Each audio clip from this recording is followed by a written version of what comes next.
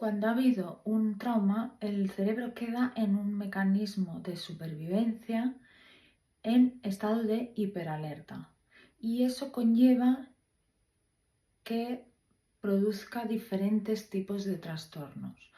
Por eso, en consulta, cuando nos encontramos con una persona que ha sufrido un evento traumático muy grande o muy grave, suele tener diferentes trastornos comórbidos, que llamamos en consulta. ¿Qué quiere decir esto? Bueno, pues esto quiere decir que entre otros tipos de trastornos nos podemos encontrar mucho con el trastorno límite de la personalidad, que viene mucho dado por el contexto, también por genética, pero también por haber vivido estos traumas complejos o traumas pequeños eh, alargados en el tiempo. El trastorno límite de la personalidad sería uno, pero pueden desencadenar otro tipo de trastornos de personalidad. También, como he dicho, se pueden producir otro tipo de trastornos y evidentemente al haber un estado de hiperalerta, quiere decir que el cuerpo mismo queda en ese estado de desregulación, ¿no? Entonces, ¿qué significa esto? Esto significa que la persona que ha vivido un trauma, en su estado natural, suele ser una persona desconfiada. Punto número uno. Es uno de los episodios que más se pueden vivir en la persona traumatizada. Es algo que le cuesta confiar en un otro. ¿Por qué? Pues porque ha sido agredida, violada, abusada o maltratada por un otro. Normalmente cuando hablamos de agresión, bullying, abusos, violaciones o lo que tenga que ver con una otra persona, ¿no? Entonces esta persona queda dañada de tal manera que le genera una distrofia en lo que son las relaciones interpersonales. Entonces le cuesta mucho tener relaciones sanas. Y también le cuesta mucho tener relaciones de pareja sanas a nivel afectivo, hasta que no se trabaja en terapia y hace su terapia, y a veces también necesita medicación. A veces simultáneamente puede ser muy efectivo que tenga la necesidad de farmacología y psicoterapia a la vez. A veces puede durar bastante tiempo, suelen ser terapias bastante largas. ¿Por qué? Porque vienen de heridas normalmente muy profundas de hace muchísimo tiempo. ¿Qué más? El estado de hiperalerta que se ha generado en esa persona o personita o ese niño, lo que sucede es que se crea el estado de inseguridad total en cuanto al otro, o sea, una desconfianza, inseguridad hacia ellos mismos. Se genera si había anteriormente una seguridad en la persona, en sí mismo, la autoestima queda quebrada, y a veces pues la identidad también queda dañada. Entonces la persona que antes tenía una autoestima en un punto medio o bien o elevado, esa identidad o esa autoestima queda dañada. Que se genera depresión y oscilación entre depresión y desregulación emocional. O sea, desregulación emocional siempre hay en una persona que ha vivido eventos traumáticos si no se trabaja.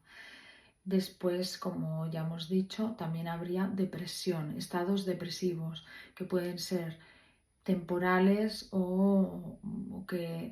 temporales que se alargan en el tiempo más o menos, pero en estados más prolongados en el tiempo o menos, pero siempre hay momentos de depresión, y como viven las emociones con mucha intensidad, pues se genera un estado depresivo mayor a veces.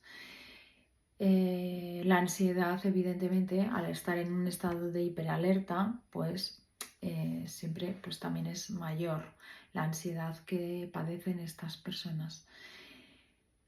con todo tipo de síntomas, desde dificultades del sueño hasta, o lo contrario, sueño continuo, siempre con mucho sueño porque tienen un nivel de energía muy bajo, más bajo que el resto de las personas que no tienen esta patología.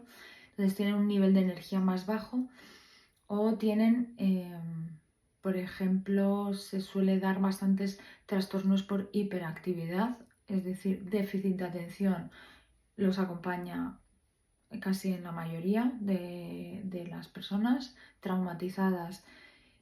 Se les produce una distrofia en la atención, o sea, un déficit en la atención, y muchas veces va acompañado de hiperactividad. Entonces, muchas veces el diagnóstico del trastorno de déficit de atención con hiperactividad o sin, a veces tiene una raíz de eventos traumáticos. También se da mucho en el trastorno del comportamiento alimenticio. Es un trastorno que suele venir también con un origen patológico de un trauma o de varios sucesos traumáticos, como he comentado antes, de tema bullying muchas veces.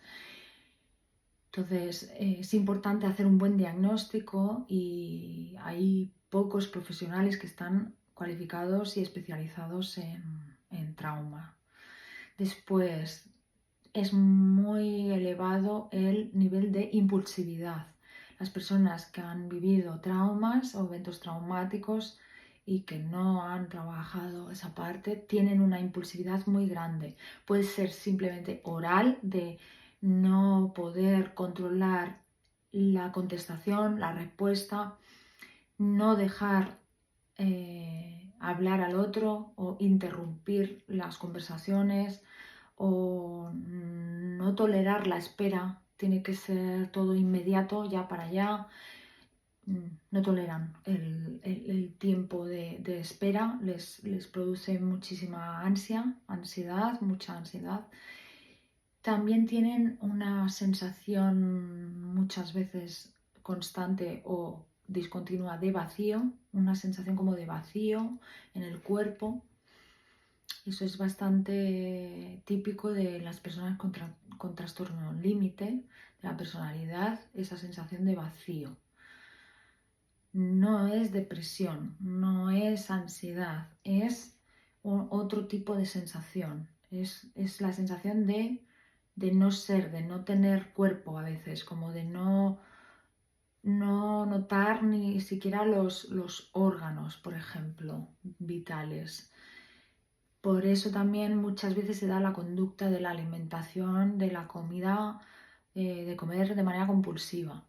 Entonces hay que hacer una buena valoración y un buen diagnóstico para saber en qué estamos trabajando y qué tipo de personalidad tiene, qué elementos, cómo es su historia de vida, qué traumas ha vivido, si es que ha vivido, si no, cómo los vivió. Hay que hacer un trabajo muy profundo para poder llegar a todas estas cuestiones, para poder trabajar sobre ello. ¿Qué más cosas? También suelen tener un apego ambivalente las personas que han vivido un trauma. Ambivalente o ansioso o evitativo. O sea, el apego no es un apego seguro, es un apego inseguro o ambivalente. Inseguro, ansioso o inseguro evitativo, pero nunca tienen un apego sano, a no ser que lo trabajen en terapia. Cuando una persona está regulada y ha trabajado su autoestima y tiene ya su formación de su identidad bien formada, con todos los pilares, sabe poner límites, sabe quién es, sabe sus facultades, sabe sus debilidades, tiene un control, tiene una regulación emocional y tiene sus heridas sanadas. Esa persona es una persona normativa con un trastorno, puede tener un trastorno o diferentes trastornos, pero está regulada y puede tener una vida perfectamente normal. Entonces, cualquier tipo de trastorno se puede trabajar en la terapia psicológica y tenemos elementos para aportar y que cada persona encuentra sus herramientas, su método más ideal, donde puede afrontar la vida desde otra perspectiva más sana. Y de eso se trata, ¿no? El poder vincularse con un terapeuta, tener una buena comunicación, poder expresar estas heridas o traumas del pasado o de un pasado más reciente, porque como he dicho en otros vídeos, el trauma no tiene por qué ser de infancia, aunque muchos son, a veces son más cercanos y se pueden trabajar y sanar. Lo que nunca va a ser es curar. Nunca, un trauma no se cura, un trauma se sana. Un trauma no se cura porque no es, no es como una enfermedad, es otra cosa. Es una herida que al final, si está bien curada o bien sanada, mejor dicho, queda una cicatriz, no queda como si no hubiera pasado nada. Queda una cicatriz que la podemos mirar, que la podemos tocar y podemos hablar de ello y de hecho normalmente se sale con un crecimiento mayor. Así que bueno, nada, si queréis saber más, seguir en mi canal y os iré contando más cosas. Gracias.